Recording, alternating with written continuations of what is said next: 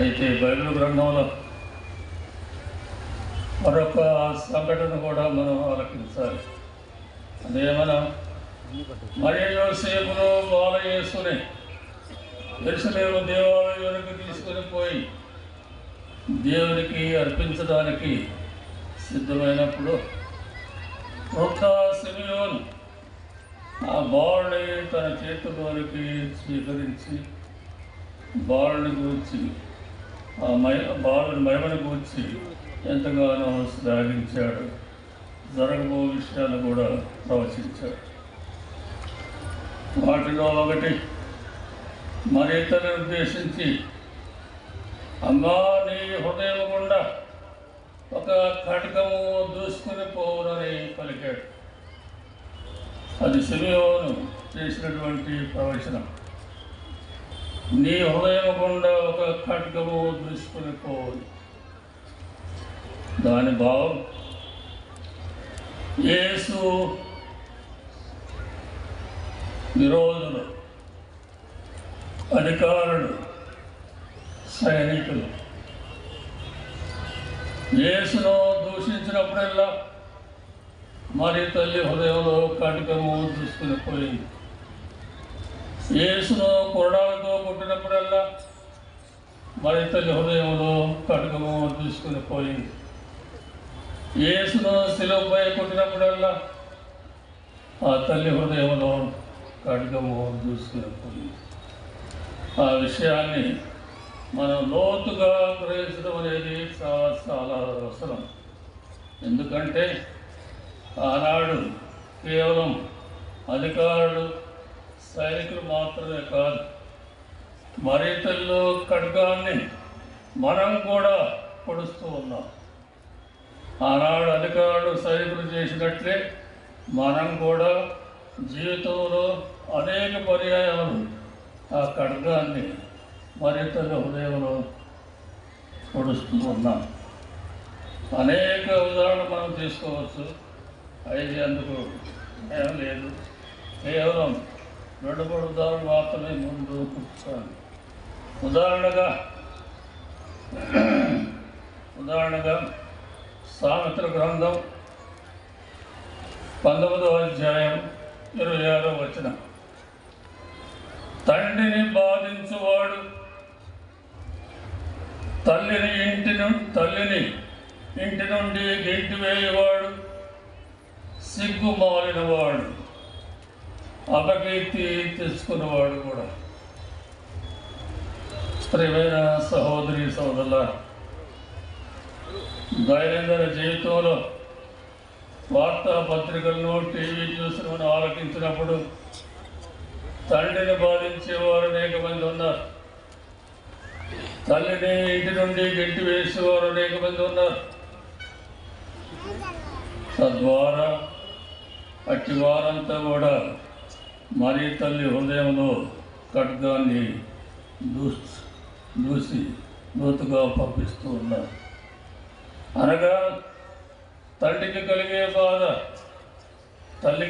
బాధ ఆ మరి తల్లి హృదయానికి ఎంతో గాఢంగా తగులుతుందని బైబిల్ గ్రంథం మనకు బోధిస్తుంది. నిన్ననే ఒక వార్తాపత్రికలో ఒక న్యూస్, ఒక తాగుబోతు కొడుకు తండ్రిని డబ్బు అడిగితే ఇస్తూ వచ్చాడు. ఆయన విసుగుబొట్టి ఒకరోజు నేను ఇవ్వను పో అని తిట్టాడు. ఆ రాత్రి ఒక కత్తి తీసుకొని తండ్రిని నిద్రపోతూ ఉండగా గొంతు కోసిపారేశాడు, ముక్కలు చేశాడు. మొన్న వార్తాపత్రికలో చదివారు. ఆ విధంగా తల్లిని గెంటి వేసేవారు అనేక మంది ఉన్నారు. అనగా పరోక్షంగా అదే సభలో మనం చేసే క్రియ ప్రభావం మరి తల్లి హృదయం పైన, ఆమె హృదయకుండా ప్రతి దూసుకుపోతుందని, ఆమెకెంతో బాధ కలుగుతుందని మనం గ్రహించాలి. అలానే ప్రియమైన సహోదరి సహోదరులారా, సామెత గ్రంథంలో మరొక ఉదాహరణ 5వ అధ్యాయం 15 నుంచి 18 వచనాలు. నీ సొంత బావి నుండి మాత్రమే నీరు త్రాగము. చాలా విచిత్రంగా ఉంది. నీ సొంత బావి నుండి మాత్రమే నీరు త్రాగము అంటే అర్థం, నీ కుటుంబం నీ భార్యాభర్తలతో మాత్రమే కాపురం చేయి. వేరే ఇంటి బావిని నీవు తాగటానికి వెళ్ళలేదు. నీ సొంత ఇంటి బావి నుండి, నీ సొంత బావి నుండి మాత్రమే నీరు త్రాగము. నీ జలధార నుండి మాత్రమే స్వచ్ఛమైన నీరు సేవింపుము. నీ జలధార, నీ ఇంటి జలధార, నీ బావి, నీ నీరు స్వచ్ఛమైనది. దాన్ని మాత్రమే నీవు సేవించాలి. అనగా నీవు యవ్వనమున పెళ్లి ఆడిన భార్యతో సంతోషముగా ఉండము. దాని భావం అది. వేరే ఇంటి నీరు కాదు. నీ కాపురమే నీ బావి, నీ కాపురమే నీ నీరు, నీ కాపురమే జీవజలం. అదే నీకు సంతృప్తిని ఇచ్చేటువంటి నీరుగా భావించాలి. అలా చేయకుండా వేరే బావులు వెతికేవారు అనేక మంది ఉన్నారు. మన బావు మీద పడేవారు అనేక మంది ఉన్నారు. కనుక నీ ఇంటి నీరు స్వచ్ఛంగా జీవజలంగా రూపొందాలంటే నీ ఇంటి బావి నుండి మాత్రమే నీరు త్రాగాలి. అలాగే ప్రియమైన సహోదరి సహోదరులారా, మరొక విషయం, సిరాక్ గ్రంథం 19వ అధ్యాయం 10-11 వచనాలు. మనకేదైనా ఒకరిని గురించి ఒక చెడు వార్త అని అనుకుందాం. ఎవరో మన చెవిలో పడేసినారు, లేక వాట్సాప్ ద్వారా ఒక వార్త విన్నాం. ఇక చెడు వార్తను మనం వెంటనే ఇంకొకరికి చెప్పాలి అనేటువంటి ఆవేదన అనేది అనేక మందిలో కలుగుతుంది. నీవేదైనా సంగతి విన్నచో దాని నీతోనే సమస్య పోనేమో. అది నీతోటే సమస్య పోవాలి. ముఖ్యంగా చెడు వార్త విన్నప్పుడు వెంటనే 10 మందికి చెప్పాలనేటువంటి ఆరాటం అనేక మందిలో ఉంటుంది. దాని నీతోనే సమస్య పోనేమో, భయపడకము, దానివల్ల నీ కడుపు పిగిలిపోదు. అనేక మంది కడుపులు పిగిలిపోతున్నాయి. ఎందుకంటే పట్టుకోలేరు. కడుపుపురం పెరిగిపోతూ ఉంది. కాబట్టి వెంటనే సెల్ ఫోన్స్ లేని రోజు విషయం. వెంటనే ఒకడు ఒక గ్రామంలో ఆ విధంగా చెడు వార్త విన్నాడు. నేను ఒకరికి చెప్పాలి, 10 మందికి తెలియాలి. ఆరాటం అనేది పెరుగుతుంది, కడుపుకి పోతుంది, దాన్ని దాచుకోలేకపోతున్నాడు. వెంటనే ఇంట్లో నుంచి బయటికి పోయాడు, నడి బజారుకి పోయాడు. బాగా ఎండాకాలం. ఇటుపక్క చూశాడు, ఎవరు కనిపిస్తలేదు. అటుపక్క చూశాడు, ఎవరు కనిపిస్తున్నారు. ఇటు చూశాడు, ఎవరు లేరు. ఎవరు లేరు. ఏం చేయాలి? కడుపు పిగిలిపోతుంది, ఆరాటం భరించలేకున్నాడు. చెప్పాలి, ఎవరు కనిపిస్తలేదు. ఇక ఆలోచించగా తేలిపాటు చూడగా దగ్గరలో ఒక పావుల పుట్ట కనిపించింది. ఆ పావుల పుట్ట దగ్గరికి పోయి పావుకి చెప్పాడు. ఆ విధంగా వాడి కడుపుకు తీరిపోయింది. అటువంటి ఆరాటంలో ప్రజలు మనలో అనేక మంది కాకపోయినా కొంతైనా ఉన్నారు అని గ్రహించాలి.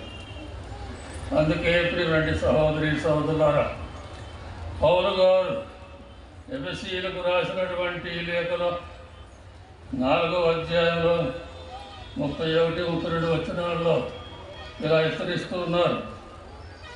వైరము, మోహము, క్రోధమును వారిని త్యజింపుడు. అరుపులు కానీ అవమానాలు కానీ ఇక ఉండరాదు. ఏ విధమైన ద్వేషభావం ఉండరాదు. ఇలాంటి భావాలు, ఇలాంటి అరుపులు, ఇలాంటి ద్వేషాలు మనం వెలిబుచ్చినప్పుడు తల్లి హృదయంలో గుండా కటకము దూసిపోతుంది. దానికి కారణం మన దూషణలు, మన ఆహాకారాలు.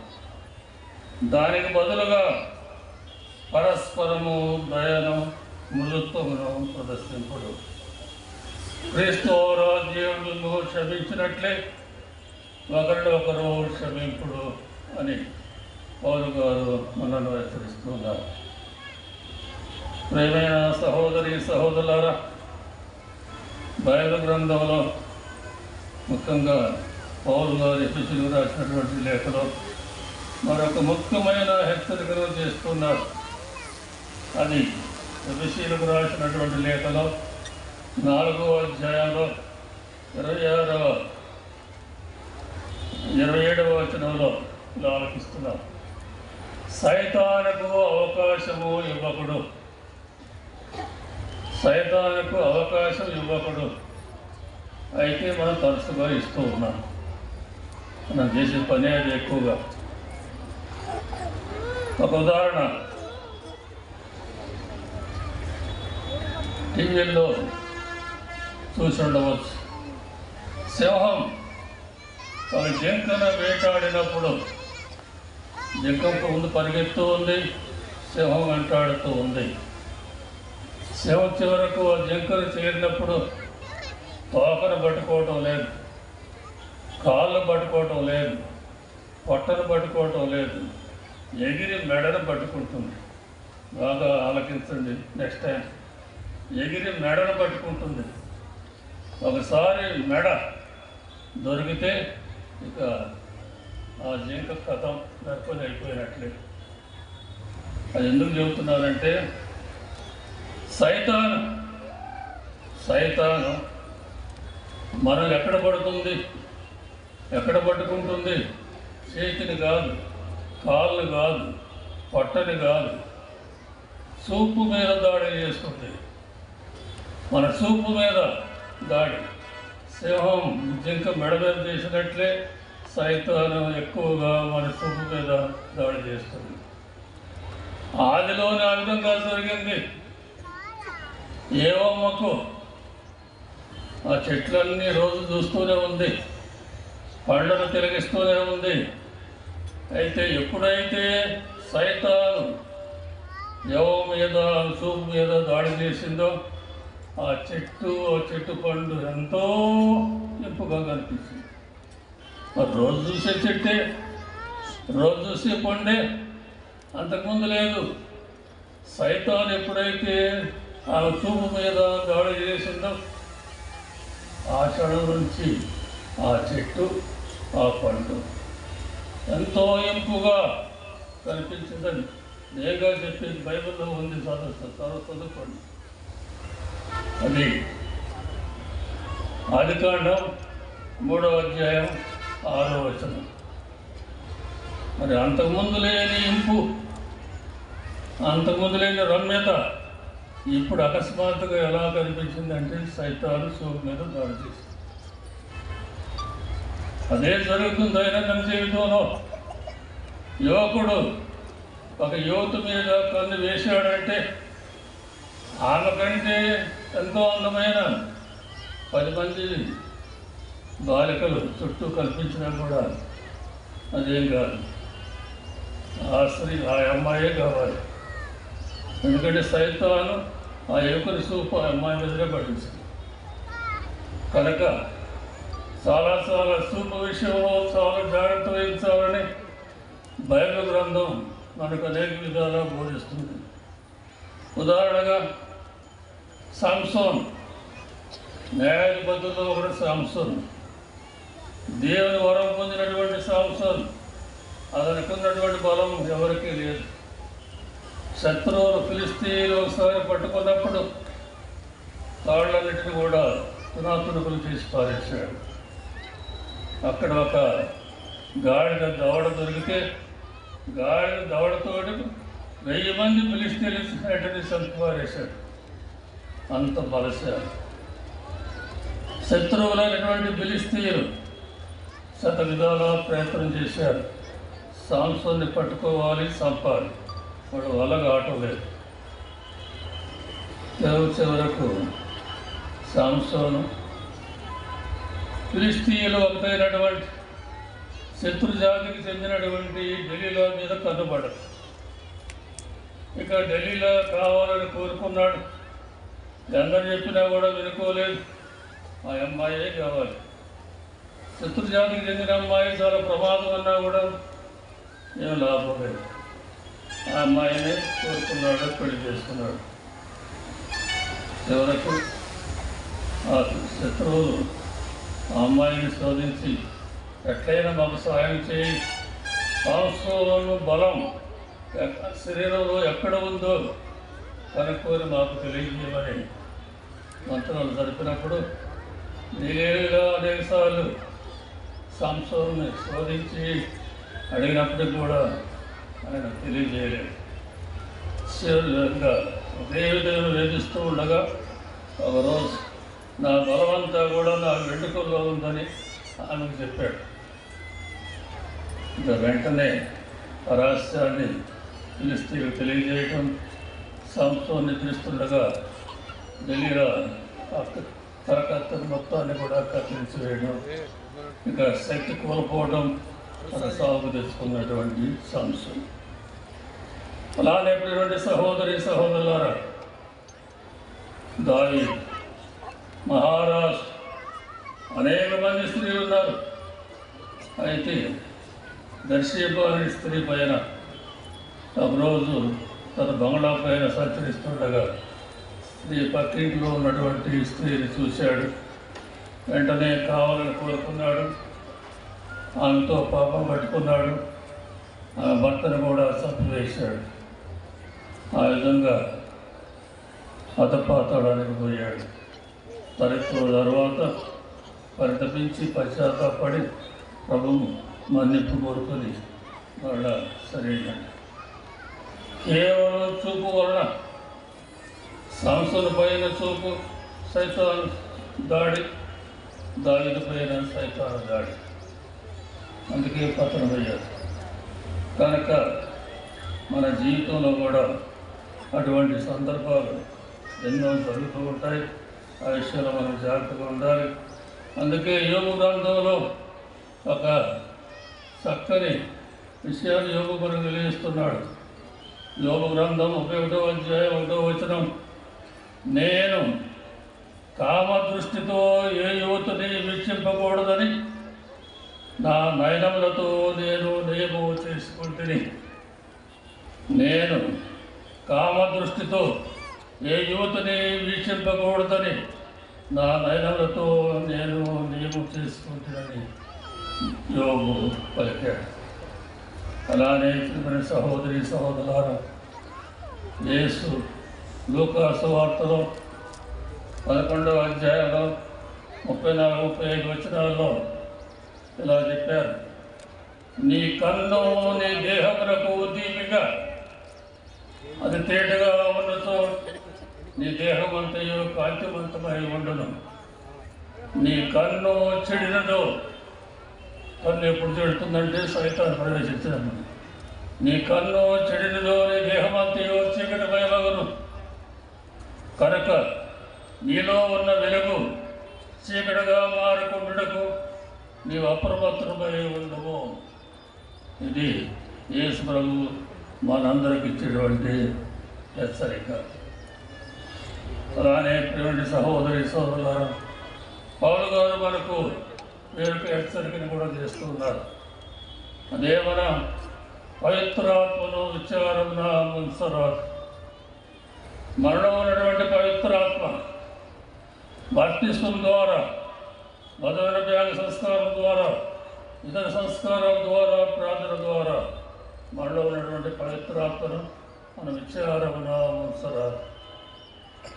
విచారం ఎప్పుడు ఉంచుతున్నామంటే మన ప్రవర్తన ద్వారా, దుష్ట ప్రవర్తన ద్వారా, దుర్భాషల ద్వారా, నీతిమాల పనుల ద్వారా మరి తల్లి హృదయంలో ఖడ్గం పెట్టినప్పుడు పవిత్రాత్మ ఆ జీవితం అనేది ఇంకిపోతుంది.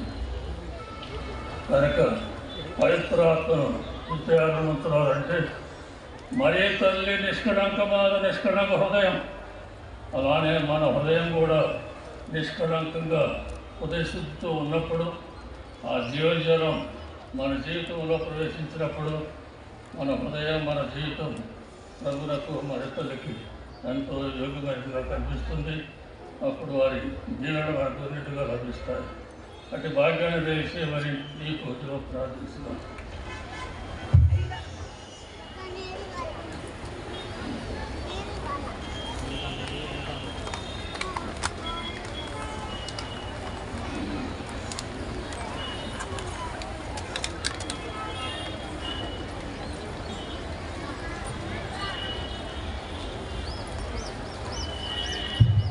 అందరం లేచి నిలబడి మన విశ్వాసమును ప్రకటించుదాము. పరలోకమును భూలోకమును సృష్టించిన సర్వశక్తి గల సర్వేశ్వరుని విశ్వసించుచున్నాను. అతని యొక్క ఏకాసుతుడు మన యొక్క నాథుడైన యేసుక్రీస్తుని విశ్వసించుచున్నాను. ఇతడు పవిత్రాత్మ వలన గర్భమై కన్యమరియమ్మని పుట్టెను. పొన్సులాంటి అధికారులకు లోనై పాటుబడి శిలువ మీద కొట్టబడి మరణం పొంది సమాధిలో ఉంచబడెను. పాతాళమునకు దిగి మూడవ నాడు చనిపోయిన వారి నుండి లేచును.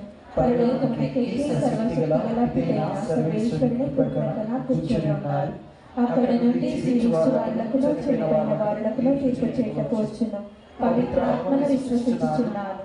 పరిశుద్ధ కథోలిక సభను, పునీతుల సమస్త ప్రయోజనములను విశ్వసించుచున్నాను. పాపముల మన్నింపును విశ్వసించుచున్నాను. శరీరం యొక్క ఉద్ధారమును విశ్వసించుచున్నాను.